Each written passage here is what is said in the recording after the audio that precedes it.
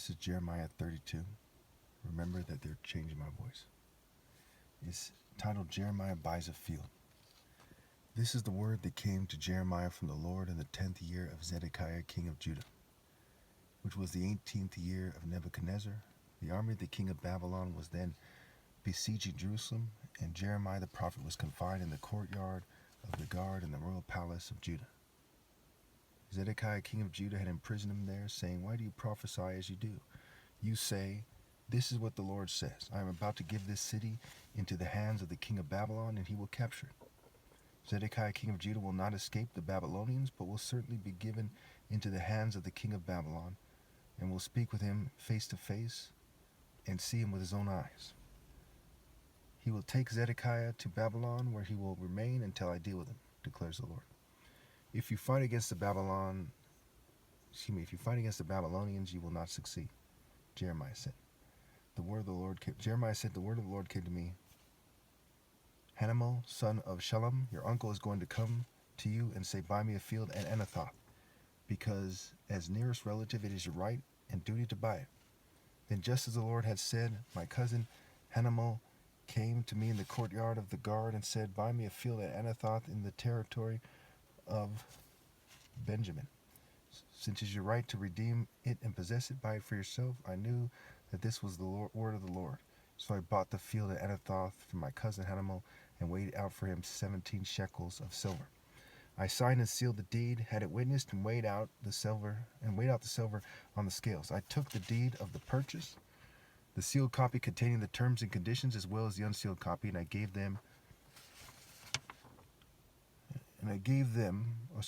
this deed to Baruch, son of Neriah, the son of Maaseiah, in the presence of my cousin Hanamel and of the witnesses who had signed the deed, and all of the Jews sitting in the courtyard of the guard. In their presence I gave Baruch these instructions. 'This is what the Lord Almighty, the God of Israel, says. Take these documents, both the sealed and unsealed copy of the deeds of purchase, and put them in a clay jar so they will last a long time.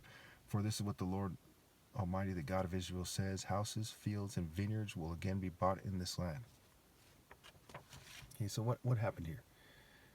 Of course, there are a few men, it caused me to stumble on words, but what happened in the story?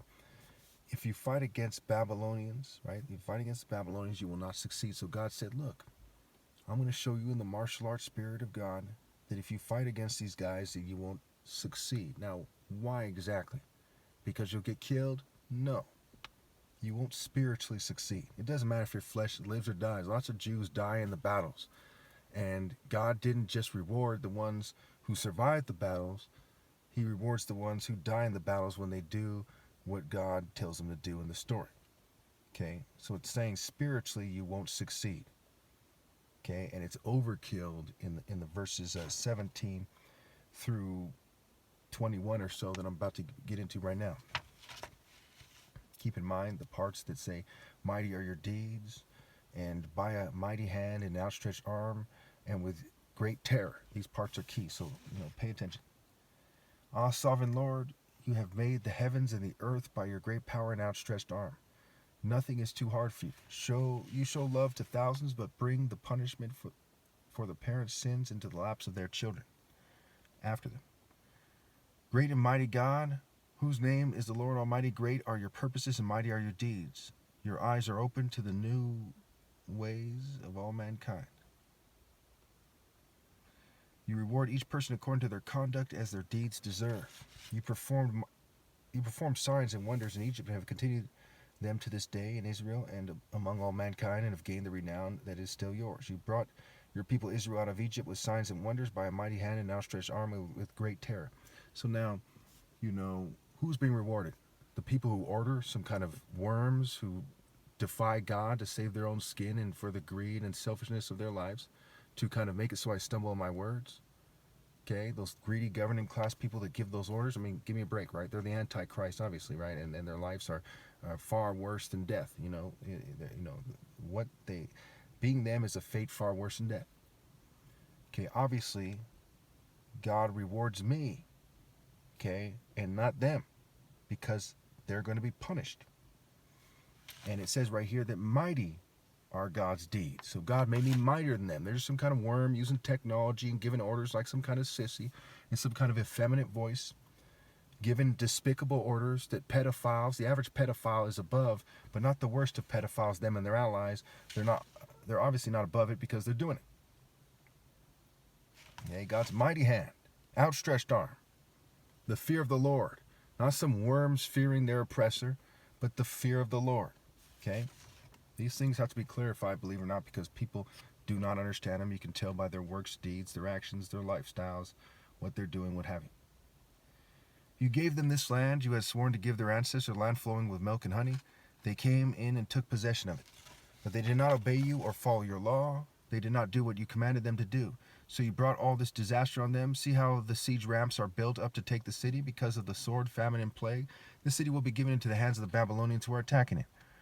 What you said has happened, as you now see. And though the city will be given into the hands of the Babylonians, you, sovereign Lord, say to me, buy the field with silver and have the transition witnessed. Then the word of the Lord came to Jeremiah. I am the Lord, the God of all mankind. Is anything too hard for me? Therefore, this is what the Lord says. I'm about to give this city into the hands of the Babylonians and to Nebuchadnezzar, king of Babylon, who will capture it. The Babylonians who are attacking this city will come in and set it on fire. They will burn it down along with the houses where the people arouse my anger, burning incense on the roofs to Baal and by pouring out drink offerings to other gods. So now, eventually we'll get to Jeremiah 50 or so, where it says Nebuchadnezzar, the king of Babylon, has swallowed them whole and like a serpent. So they're being handed over to serve the devil for their wickedness. And if they passed the test at that time, okay, then they could be saved if they serve God and endure, with the armor of God, endure being around the devil. However, what happens later on after Jesus comes is people are supposed to carry their cross and die. They're not supposed to serve the devil. Jesus doesn't say, hey, serve the, he doesn't say that. He says, serve God alone. It's an Acts, right? What is right? To obey you or God. So it's a clear distinction made here. And people are supposed to leave Babylon, whether it's in the form of Rome, America, or any other place in this global system, right? And whether they scream up and down they're nationalists, there's nothing they can do to meet the burden of proof. So it's definitive that the logical assumption is if you serve any nation in the world, you're serving Babylon's system, right? So people are supposed to be willing to die rather than do that. Supposed to rally to me and insist on doing God's work. It's pretty straightforward. People don't know that are stupid, right? That's why Christ said the kingdom of heaven will be taken away from you and given to a people who perform its works, right? They kept failing until that was what ended up happening. And now they merged themselves with the racist whites and racist Jews who are persecuting me and even fuel me while they snicker and play with little boys in a sexual manner and think that they're important, okay, why they persecute me. Okay, whether it's the people doing it, whether the people on duty right now are raping a kid while they do this, I don't put it past them because that's kind of their way of thinking, right? They sink to the low level of persecuting Jesus. Safe to say they wouldn't hesitate to plug a kid for a Snickers bar or something. Okay, anyway, where are we here? Therefore, this is what then when the word of the Lord came to Jeremiah, I am the Lord, the God of all mankind. Is anything too hard for me? Therefore, this is what the Lord says, I'm about to give this city into the hands of the Babylonians and to Nebuchadnezzar, king of Babylon, who will capture it. The Babylonians who are attacking this city will come in and set it on fire. They will burn it down along with the houses where the people rouse my anger, burning incense on the roofs to Baal and by burning out drink offerings to other gods. By pouring out drink offerings to other gods.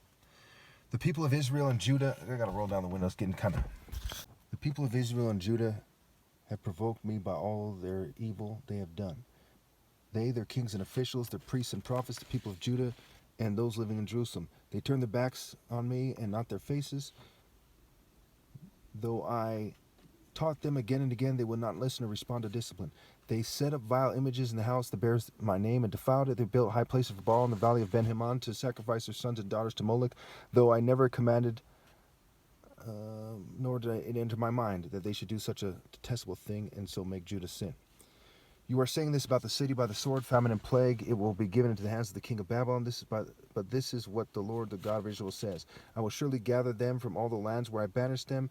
In my furious anger and great wrath, I will bring them back to this place and let them live in safety. They will be my people, and I will be their God. I will give them singleness of heart and action, so they will always fear me, and that I will never stop doing good to them, and I will inspire them to fear me, so that they will never turn away from me. I will rejoice in doing good and will certainly plant them in this land with all my heart and soul. This is what the Lord Almighty says. As I have brought all this calamity on this people, so I will give all the prosperity I have promised. Once more fields will be brought in the land in which You say it is a desolate waste without people or animals, for it has been given to the hands of Babylon. Fields will be bought for silver, and deeds will be signed, sealed, and witnessed in the territory of Benjamin, in the villages around Jerusalem, in the towns of Judah, and in the towns of the hill country of the western foothills and of the Negev, because I restore their fortunes, declares the Lord.